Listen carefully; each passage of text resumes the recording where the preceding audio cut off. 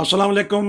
14 अगस्त का दिन है। हमारी तरफ से एक दफ़ा फिर पूरी दुनिया में पाकिस्तानी फैले हुए हैं और पाकिस्तान में रहने वाले तमाम पाकिस्तानियों को दिली जश्न आज़ादी मुबारक। मैं चलता हूं कनाडा। जी हम जफर साहब बहुत अच्छा तबसरा करते हैं। हम उनसे पता करेंगे, वो मुबारकबाद देंगे। उन्होंने आज अपने प्रोग्राम भी किए हैं। जी अस्सलाम वालेकुम। जी वालेकुम सलाम। कैसा महसूस करते हैं? पाकिस्तान 76 साल के बाद अब 77वें साल में लग गया है। क्या खोया है, क्या पाया है? जो हजरत कायदे आजम मोहम्मद अली जिन्ना ने या हमारे बुजुर्गों ने कुर्बानी दे के इस मुल्क को हासिल किया था, इस्लामी मुल्क बन गया, एटमी मुल्क बन गया। लेकिन एक दिन आते हैं, तकरीर करते हैं, फिर 364 दिन वैसे के वैसे। जी बताइएगा। जी यही तो सितम जरीफी है हमारी, लेकिन फिर भी जश्न आज़ादी है जैसा भी है। मेरी तरफ से और आपके अदारा की तरफ से भी तमाम नाजरीन को जो है वो जश्न आज़ादी मुबारक हो। दिल तो यही करता है कि जैसा भी हो, अपना मुल्क है, उसके साथ मोहब्बत है। दुख तो जरूर होता है कि हम उस मंजिल पर नहीं पहुंच सके जिस मंजिल को हासिल करने के लिए ये मुल्क जो है वो बनाया गया था, जो ख्वाब अल्लामा इकबाल ने देखा था, जो मेहनत कायदे आजम मोहम्मद अली जिन्ना ने की थी। अफसोस के हम उस मंजिल को नहीं पा सके, मगर फिर भी अपना ही मुल्क है, उसके साथ प्यार है। और सोचते हैं कि आखिर कौन सी ऐसी चीज है जिसको हम खुशी से पेश कर सकें कि ये हमारा मुल्क है, ये हमने तरक्की की है। मगर अफसोस से कहना पड़ता है कि मुझे कोई भी एक ऐसी चीज नजर नहीं आती जिसको मैं बयान कर सकूं कि हमने ये तरक्की की है। बात वही है कि हम जश्न भी मनाते हैं, परेडें भी करते हैं, तकरीरें भी करते हैं, बड़ा हल्ला गुल्ला भी करते हैं, परचम लगाते हैं, कुमकुमे लगाते हैं, सारा कुछ करते हैं। मगर अंदर से हम क्या क्या किया है? हमने तो अपना मुल्क तोड़ दिया।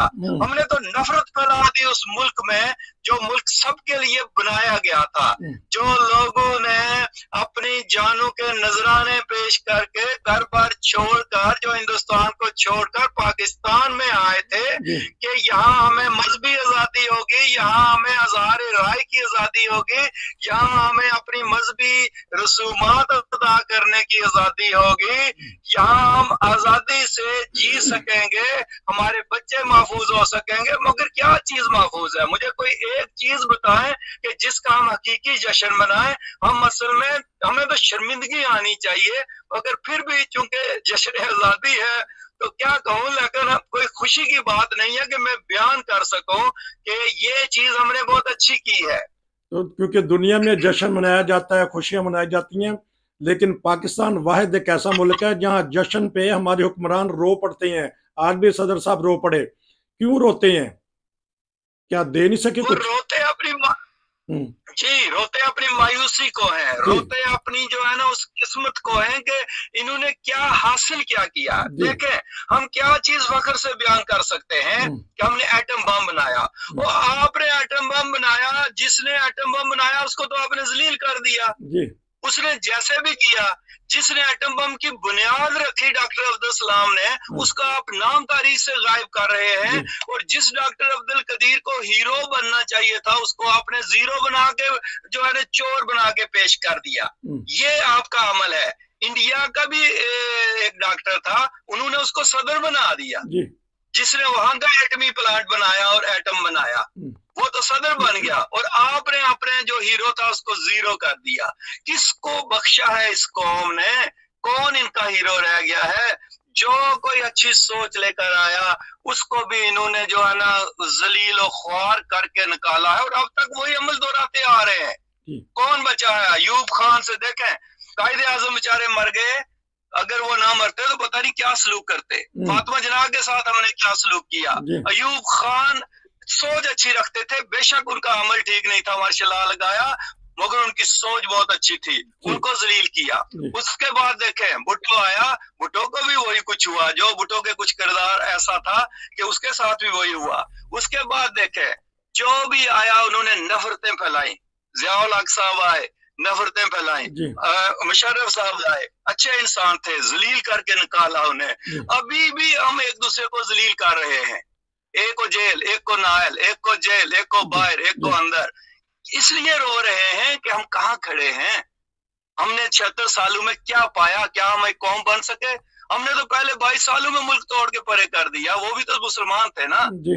तो ये असल में सितम जरीफी है। तो जश्न इस चीज का मनाए, समझ नहीं आती कि हम जा कहाँ रहे हैं। जब तक हमारे अमल दुरुस्त नहीं होंगे, नेक नीयत क़यादत नहीं आएगी जो अपने मुल्क का सोचे, उस वक्त तक हमें जश्न नहीं मनाना चाहिए। वैसे हमारे सिपह सलार बड़ी उम्मीद से हैं, सियासतदानों का तो पूछे कुछ नहीं, लेकिन कल भी उन्होंने तकरीर की है और उन्होंने कहा कि एक कौम बन जाए, हम एक ही कौम है। तो उसी तकरीर से पहले कायद आज़म का एक ऐसा फिक्रा भी सुनाया गया कि आप आज़ाद हैं अपनी मस्जिदों के लिए, आप आज़ाद हैं अपने मंदिरों के लिए। तो क्या हम वो कायद आज़म के इस कौल और कौल पे अमल करते हैं? हमारा कौल और फिल में तजाद तो नहीं कहीं? बहुत ज्यादा तजाद है, आप देख नहीं रहे हैं। कौन आजाद है? आप देखें कि किस तरह मस्जिदों से कलमे मिटाए जा रहे हैं, मीनार गिराए जा रहे हैं। ये सिर्फ नहीं, मैं अहमदियों की बात नहीं करता हूँ, बाकियों को भी देखें, शियों के साथ क्या सलूक हो रहा है, बाकियों के साथ क्या सलूक हो रहा है, हिंदू सिख सब जो है ना। अब ये देखें कि अभी पिछले दिनों एक औरत को, बेचारी नर्स को कत्ल कर दिया गया कि तुम इस्लाम कबूल करो, जबरदस्ती। तो क्या ये इस्लाम कहता है कि आप किसी को जबरदस्ती जो है ना वो गोली की के ऊपर जो है ना वो कहो कि तुम इस्लाम कबूल करो? क्या वो अपने मंदिरों में आजाद है? क्या वो अपने गुरुद्वारों में आजाद है? क्या वो अपने चर्चिज में आजाद है? कोई भी आजाद नहीं है। ये तकरीरें थी जो कायदे आजम साहब कर गए, मगर अमल क्या है? अब यही बात चीफ ऑफ आर्मी स्टाफ साहब अगर रो रहे हैं या सदर साहब रो रहे हैं, तो वो क्यों नहीं रोकते इन चीजों को कि भाई नहीं, ये मुल्क सबका है।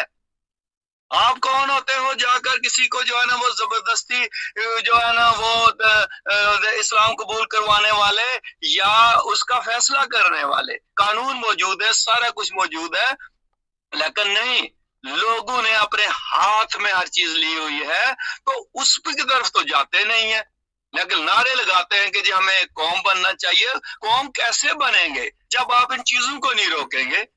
आपके सामने ये तुर्बत में देखें, एक प्रोफेसर बेचारा इंग्लिश पढ़ाने वाला, उसको कत्ल कर दिया जी तौहीन मजहब की है। वो बेचारा पीटता रह गया, भाई मैंने कुछ भी नहीं किया, मैं माफी भी मांगता हूं अगर मैंने कुछ भी नहीं किया। फिर भी उसको बुलाया कि आओ तुम्हारे साथ बात करते हैं, हम तो तुम्हें तसल्ली हो गई है, रास्ते में उसको कत्ल कर दिया। भाई इसकी बात तो सुनो बेचारे की कि उसने कहा क्या है। तो ये चीजें हैं कि जब आप कोई एक्शन नहीं लेता, ना वहां कोई चीफ जस्टिस बोलता है, ना वहां कोई चीफ ऑफ आर्मी स्टाफ बोलता है, तो फिर कौम कैसे बनेंगे? आपने तो कौम की बुनियादें हिला दी हैं।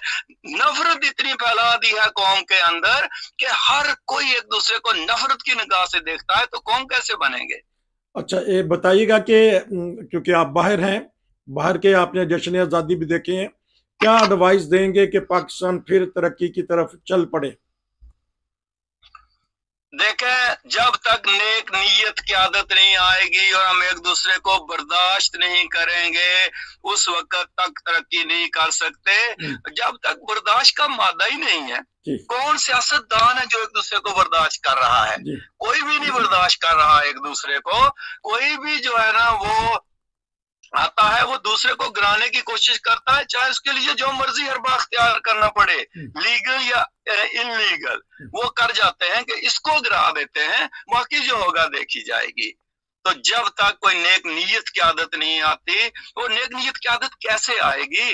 जब हमने बच्चे बच्चे के ज़हन में नफरत भर दिया, वही बच्चा कल चीफ ऑफ आर्मी स्टाफ बनेगा ना, वही बच्चा कल चीफ जस्टिस बनेगा ना, वही बच्चा कल वकील बनेगा ना।